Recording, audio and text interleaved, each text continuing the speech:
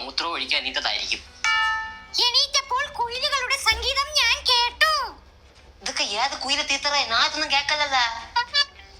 വല്ലപ്പോഴും രാവിലെ എണീക്കണം.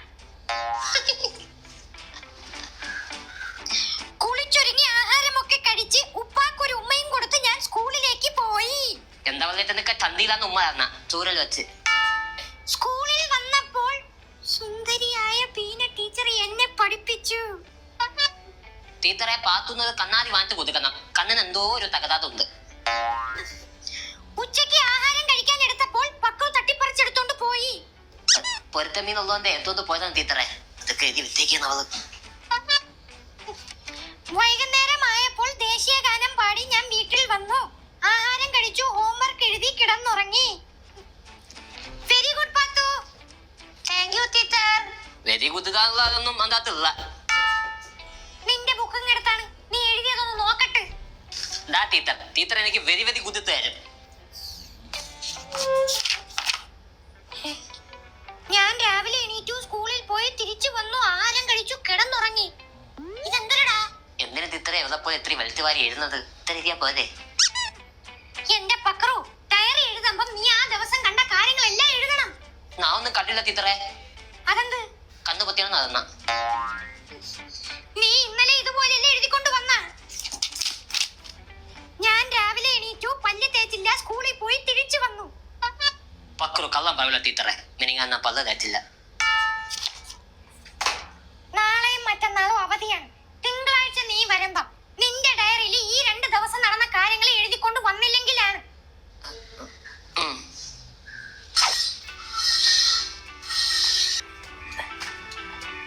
ആകാശത്ത് ആരെ നോക്കിയിരിക്കണ? കുയില് പാത്ത് പാന്ന് നോക്കുന്ന വല്യത്ത. സ്കൂൾ ഡയറിയുടെ ഒരുപാട് പാടുപെടേനല്ലേ? എന്ത് ചെയ്യാൻ വല്യത്ത? ഞാൻ നോക്കിയിട്ട് കുയില് പോയിട്ട് ഒരു കാക്ക പോലും വിളിക്കാനില്ല. ആ കാക്ക വിളിത്ത് രാവിലെ കാക്ക കൊരച്ചു. എന്റെ പൊന്നു മക്കളെ, ഇതൊന്നും നോക്കിയിരുന്നിട്ട് കാര്യമില്ല. നീ എന്താണോ കാണുന്നത് അതങ്ങ് ബുക്കിൽ എഴുതിയാതി. മനസ്സിലായില്ല?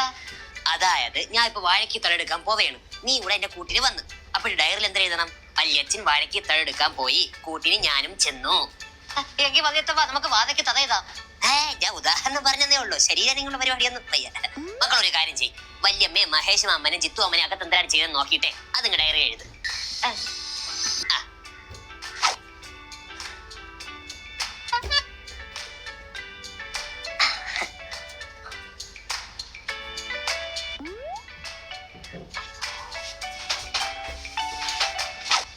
വല്യത്തും പറഞ്ഞ പോലെ ഞാൻ എഴുതി.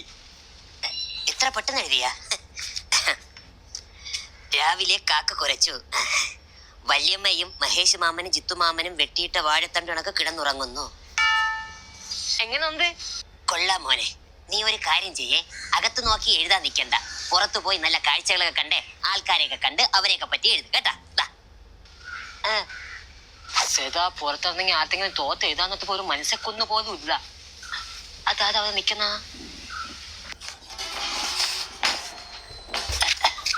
മാമാ. എന്താ കൊച്ചിറക്ക?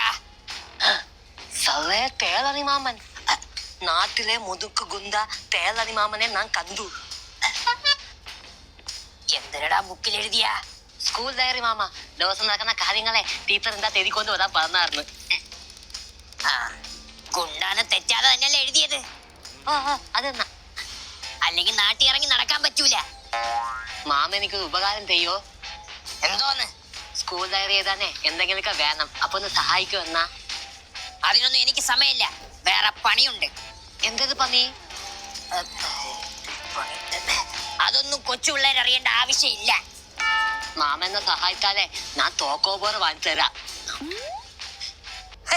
ചോക്കോബാറേ? നാരങ്ങ മുട്ടായി വാങ്ങിച്ചു തരോ? എങ്കിൽ നീ എഴുതാൻ റെഡി ആയിക്കോ. ഇങ്ങോട്ട് വേടാ. എന്തിനാ എഴുത്. തേള് മാമൻ ഒരുത്തനെ അടിത്തു. ആഹാ, എങ്കിൽ പിടിച്ചോ. എഴുതാ മക്കളെ നീ. തേള് മാമൻ കൊടുത്ത അടി വീണ്ടെടുത്തു. എന്റെ പിള്ളേരെ മുഴിച്ച് നാണം കെടുത്താടാ. അയ്യോ, ചന്തു പേരും കൂത്ത അടിയോ തടി. എനിക്കെന്ത് സ്കൂൾ ഡയറി എഴുതിയാ പോലെ എന്തെങ്കിലും. തേളിന്റെ കൈ ഒതിന്നു.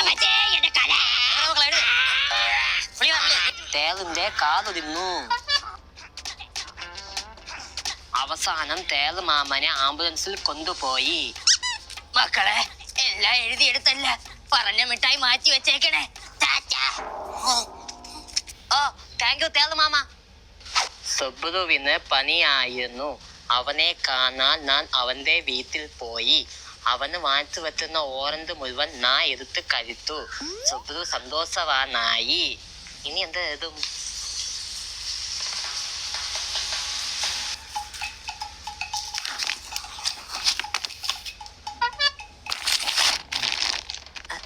ഭവാനി അമ്മുമ്മ ശീതളൻ അപ്പൂപ്പന്റെ പറമ്പിൽ കയറി തേങ്ങ എടുക്കുന്നു. അത് രസമില്ല. നാട്ടാരെ ഓതി വന്നേ ഭവാനി അമ്മുമ്മ ദാ പറമ്പിൽ കയറി തേങ്ങ മൊത്തിക്കണേ.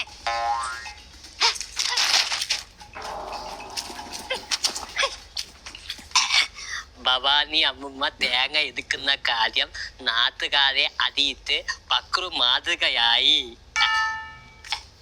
ഹായ് മാങ്ങ.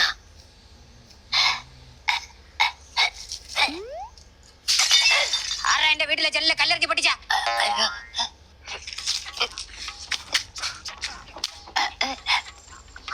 തേള് മാമൻ.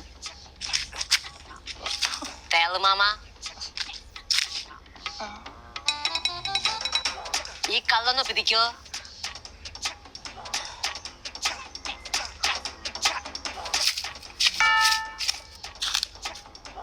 നീ ആടാ വീട്ടിൽ കല്ലെറിഞ്ഞ? അല്ല. പിന്നെ നിന്റെ കയ്യിൽ എങ്ങനെ കല്ല്? കല്ല്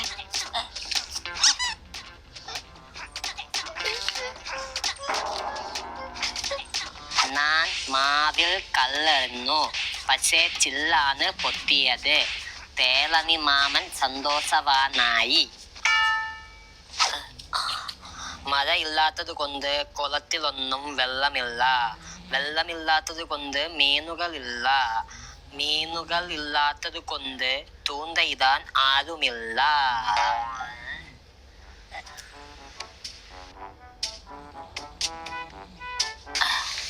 തെങ്ങ് വെട്ടുകാരൻ മാമൻ തെങ്ങിന്റെ മണ്ടയിൽ ഇരിക്കുന്നു. ശിവനന്ദയുടെ അച്ഛനാണ് ആ മാമൻ. മാമനെ നോക്കിയപ്പോൾ എനിക്ക് ഒരു കാര്യം മനസ്സിലായി. മാമൻ നിക്കറിത്തിട്ടില്ല.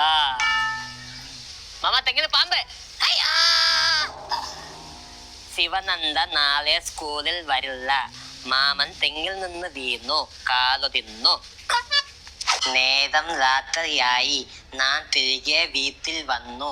വരുന്ന വഴിക്ക് വിശന്ന് വന്ന ഒരു മാമന് ഞാൻ കിൻഡർ ജോയ് മേടിച്ചു കൊടുത്തു. അതിലെ മിഠായി ഞാൻ തിന്നു. ബാക്കി ആ കളിപ്പാട്ടം മാമന് കൊടുത്തു. മാമൻ സന്തോഷവാനായി. എന്തായി? രാവിലെ തൊട്ട് തുടങ്ങിയതാണല്ല. തീർന്നു വല്യത്ത. എല്ലാവരും എഴുതി. പക്ഷേ വല്യത്തിനെ പറ്റി മാത്രം എഴുതാൻ പറ്റിയില്ല. ശേ, അത് മോശമായി പോയല്ല മക്കളെ. വല്യച്ഛൻ്റെ പ്രധാനമായിട്ട് എഴുതാനുള്ളത് തന്നല്ലേ. ഇപ്പൊ എഴുതാമേ. വല്യമ്മ ഇങ്ങ് വന്നാ നീ. എന്താടാ? ഇന്നൊക്കെ വല്യത്ത അപ്പത്തെ വീട്ടിലെ സൈലേന്ദ്രി മാമിയത്ത് കുതിക്കഥ എന്ന് സംസാരിക്കുന്നേ ഞാൻ കണ്ട്.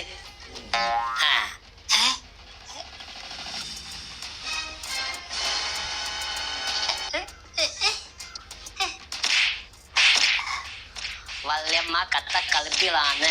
വല്യത്തിന്റെ കാര്യത്തിൽ തീരുമാനമായി. അതുകൊണ്ട് ഞാൻ നാളെ സ്കൂളിൽ വരുന്നില്ല. ശുഭം.